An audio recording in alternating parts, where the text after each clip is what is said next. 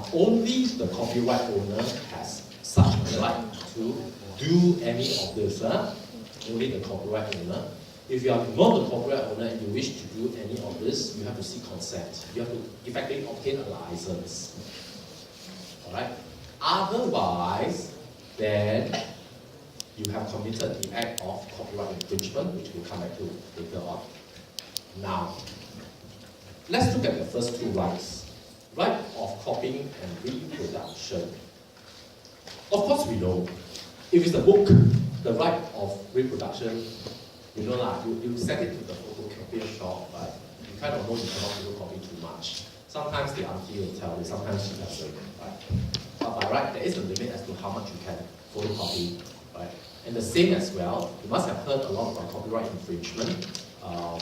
There is actually some news again yesterday, I think, about a US movie company going to take action against downloaders of the movies, right? Is it? Downloaders, huh? So when you download something, right, it's the same as you are making reproduction, right? What was the advice given then because of such thing? What is it that they said you can do, but you cannot download?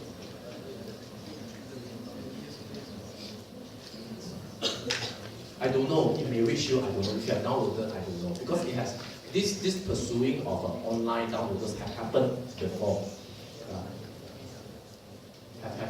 And they can track you down, okay, using your IP address. Just they don't want only. Okay? So what did they say that you can do and what is it that you cannot do? You can't download, of course, because download constitutes reproduction. But what can you do? Watch, right? You can stream, okay? You can watch, okay? Watch, alright? But you cannot look at the first, you cannot reproduce it in a material form, okay? Once you convert it into an electronic form again by downloading, then that's reproduction. But if you just watch it, there is no reproduction. Understand? If you talk about it, alright, there's no reproduction, there's no material form created. Alright? So the right of reproduction only subsists in the copyright owner. Similarly, when you download something, it may not be a movie but anything electronic, and you store it, it has to be stored somewhere. It will be stored somewhere, alright, in your computer or somewhere else, okay, on the disk, on a chip, okay, somewhere. Technically, this copy doesn't exist as soon as you turn it off, as soon as it's not powered. Right? So this is what we call a transient copy. A transient copy. Now, the Copyright Act has been amended to also provide that even if it's just a transient copy, so long as there was an act of reproduction, okay, that by itself is copyright infringement. Doesn't even matter that you destroy it thereafter. Okay, the act has been committed.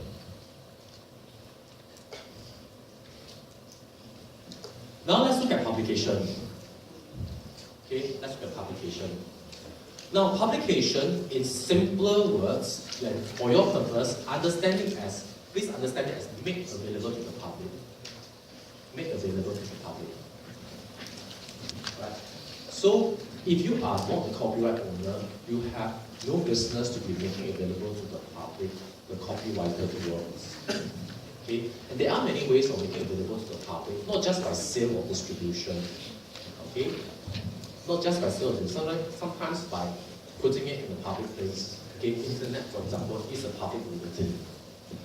Right? If you are not the copyright owner, you do not make it available to the public, including posting it on the internet. Okay, now let's look at each of these activities and we'll decide what are the risks of you having committed copyright infringement. Okay?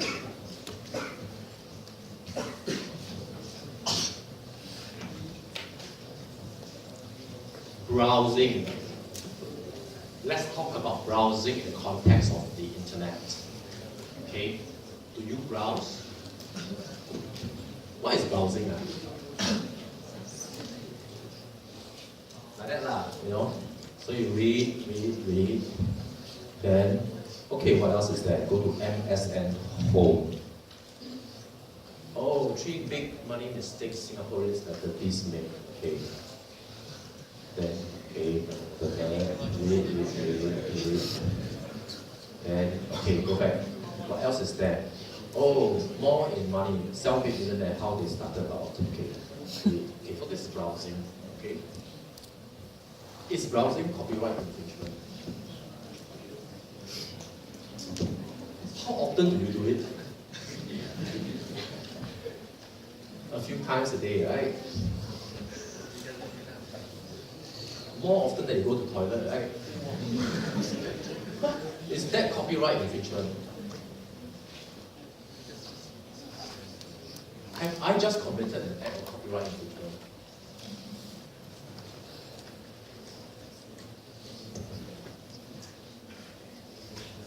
This is where I take the slide away. Your answer cannot.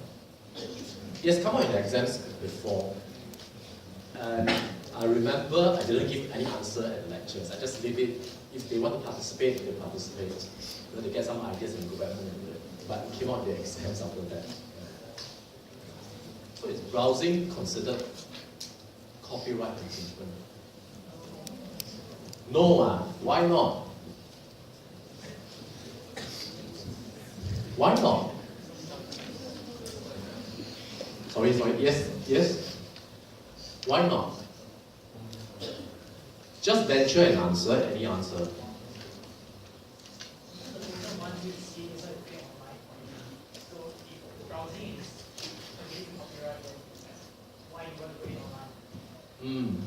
That is a very, very practical way of considering it, right? Of course, the owner of the copyright wants you to read it, want to see, right? That's why you put it online. Okay, not ask you to read it for what? You never know, huh? Maybe he just wants you to commit copyright infringement.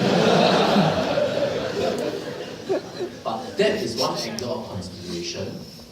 It is correct, okay? It's correct, but I will show you later on why it doesn't quite go into the crux of the consideration. Okay? This is one consideration that will always factor in the next two as well. Okay? Actually, this one you're talking about consent. Possible implied consent from the copyright owner. Okay? Possible implied consent. But before that, how do you come to the conclusion that browsing is copyright infringement or is not copyright infringement?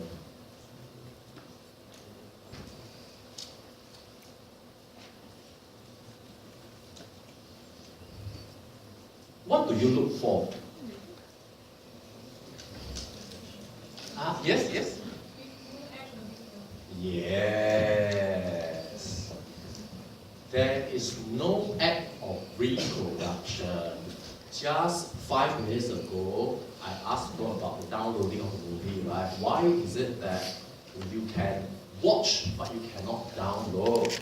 Because once you download, there is an act of reproduction. But by just looking, by just browsing, there's no act of reproduction.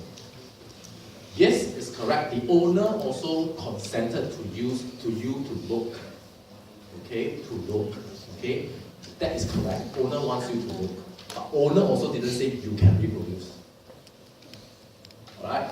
So you do not commit the act of reproduction. Alright? So while by looking, by browsing, there is no act of reproduction. Okay?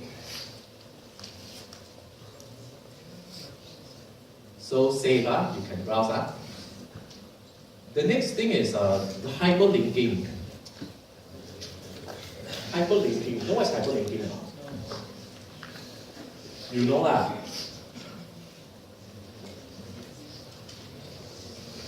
So you have a web page. This web page is yours, right? You have all these nice articles and nice photographs on it. Then, usually towards the end, you will have a hyperlink. Hyperlink works this way. This is an arrow cursor. Okay? It becomes a hand cursor when you go over a hyperlink. And this hyperlink is placed here by you, so that when the reader clicks on it, it goes into another page. It goes to another page. That's fine. Just that this other page is somebody else's page, not yours. Okay? So, all these hyperlinks are 1, 2, 3, 4, 5, 6. This leads on to other individuals' web page, not yours. But you put the hyperlink here. Right? This act of hyperlink, is it copyright infringement? No one. Why not? No act of reproduction, is it? Because the articles on the site are already there, right? But is there an act of publication making available to the public?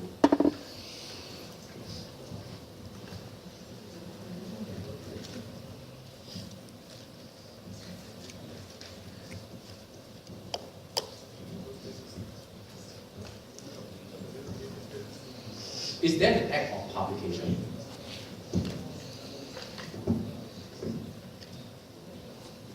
No? No? Let's cover some of these grounds. I agree with the gentleman up there that this is also a case where the owner of the other web page wouldn't mind, okay, your reader visiting his web page. Alright? Wouldn't mind. He may mind, I don't know why he would mind, but some people but most of the time he won't mind. Okay? He may even be grateful. But the thing is, look at it strictly, are you making it available to the public? Or you're saying that, oh, it's already available to the public, right? I just provide a direction there. But that's making it available to the public, right?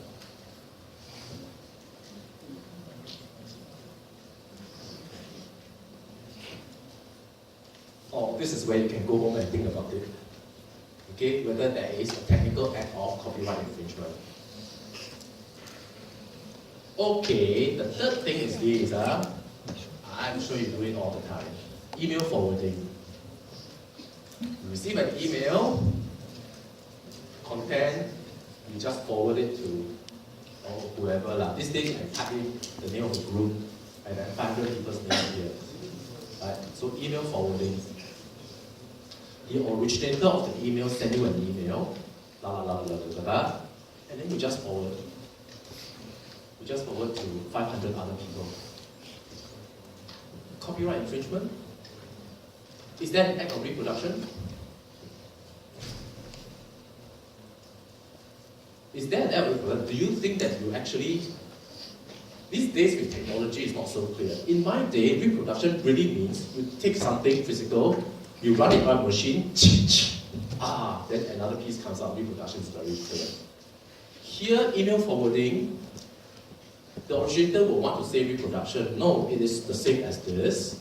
Or you say, no, I'm just taking this and just hand over to the rest of the people. It's still the same damn email, right? No reproduction. So is that an act of reproduction? Is that an act of publication? Yes or no? Yes, possible, I think. Yeah, very possible. Okay? There is always also the consideration that whether 500 people constitute public or not. Public enough or not.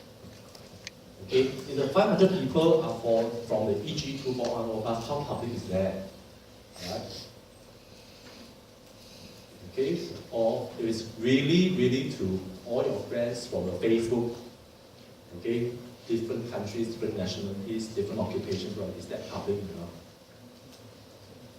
What if they are of different nationalities, but all within the same class, or say they are all mechanical engineers only?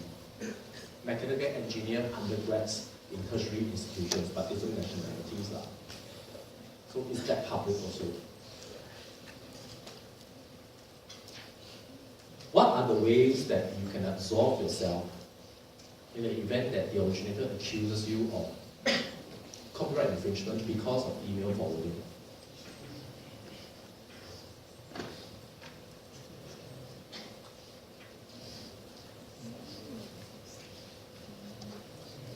You have never done email forwarding before, eh? Have, right? Now you realize the risk, right? But maybe the question I ask is, how come you don't realize the risk?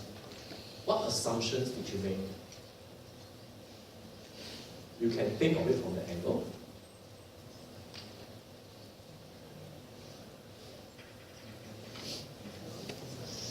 After today, after 12 o'clock today, would you be more careful? Would you take a second look? No, will it?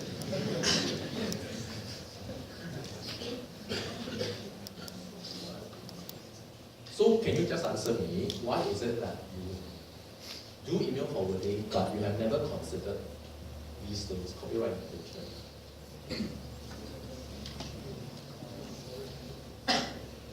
Yes? Yes? Maybe you can share with me? Actually, some of the answers are really obvious. You do things on a daily basis, but then you come to class, then you dissect, the things you do. It's just about that. So now let's dissect the things you do. Let's dissect the thoughts that you're not conscious of. Why do you email forward? Okay.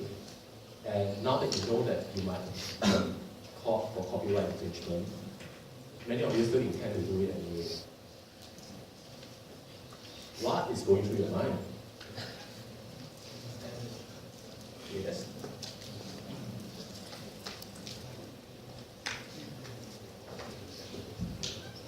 We can end early and still get some answers so they can answer exam questions. Or we can be here forever. When was the last time you emailed forward? What the hell were you thinking? Just tell me.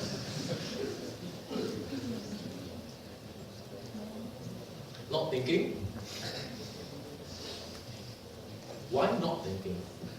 Maybe you were forwarding the email to people you know. So it's not really considered the public.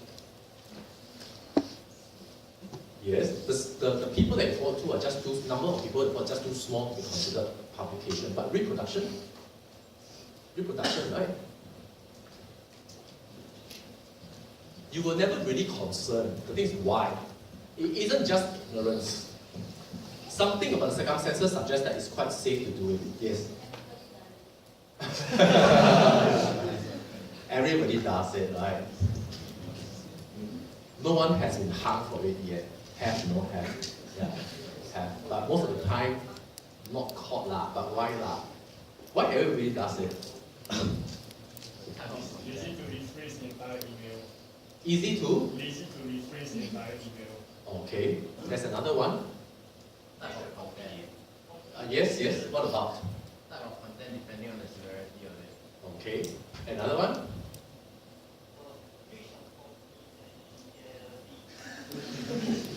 What about breach of confidentiality?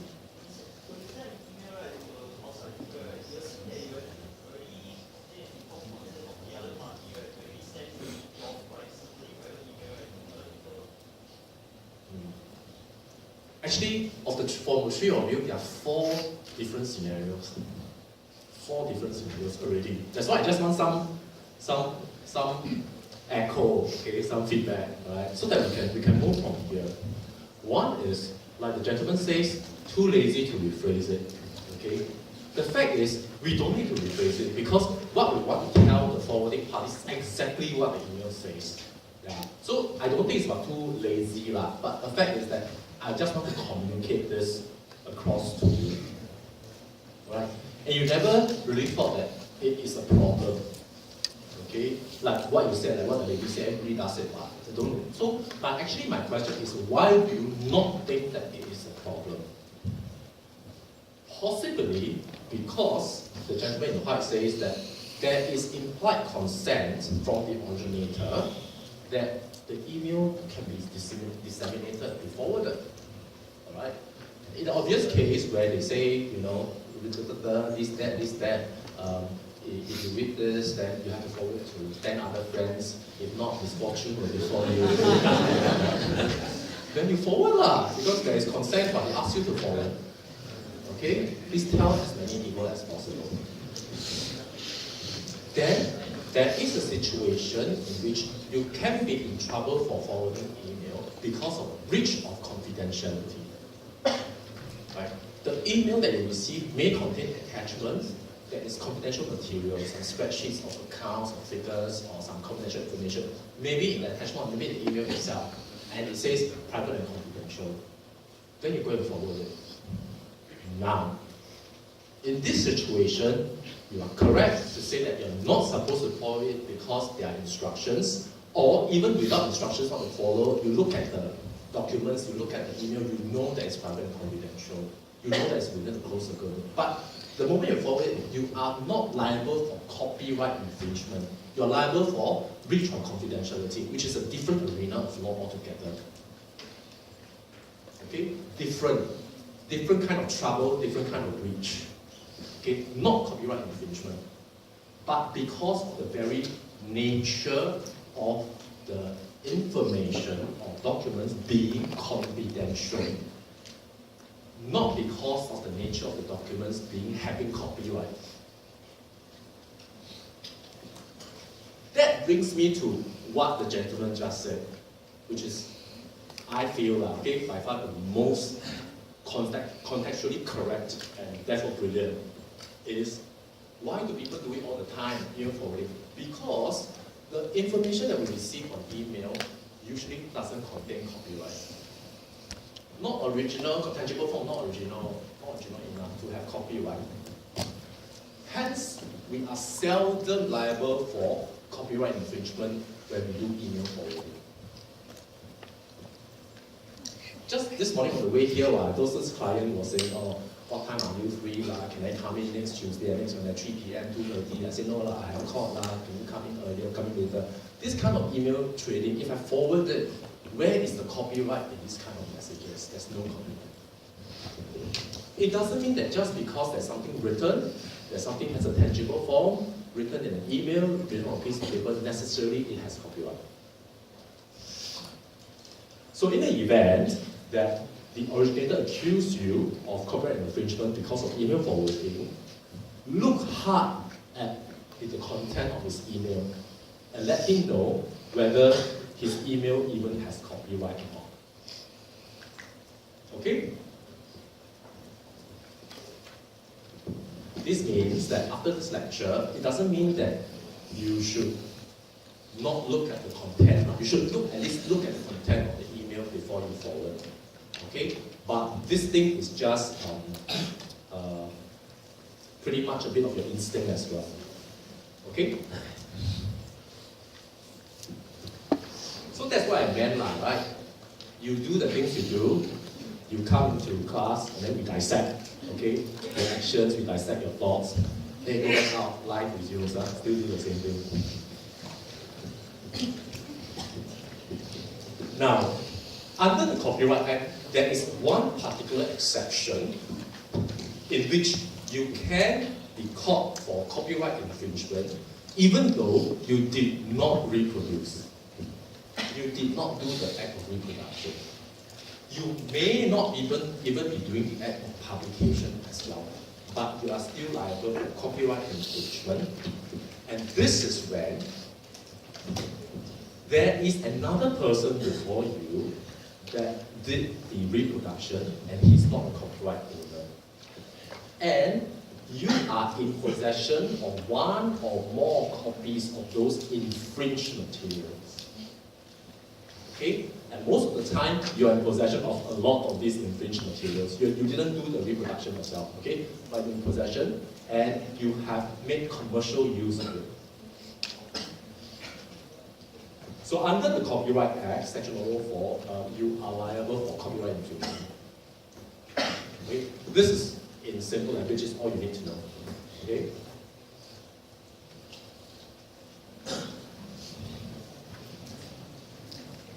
Again, just read this on your own. Obtaining consent to use a piece of work that has copyright, most of the time, you do not need to directly go to the owner, because tracking down the owner is sometimes very difficult. So in most places, you have collective society who can act on behalf of the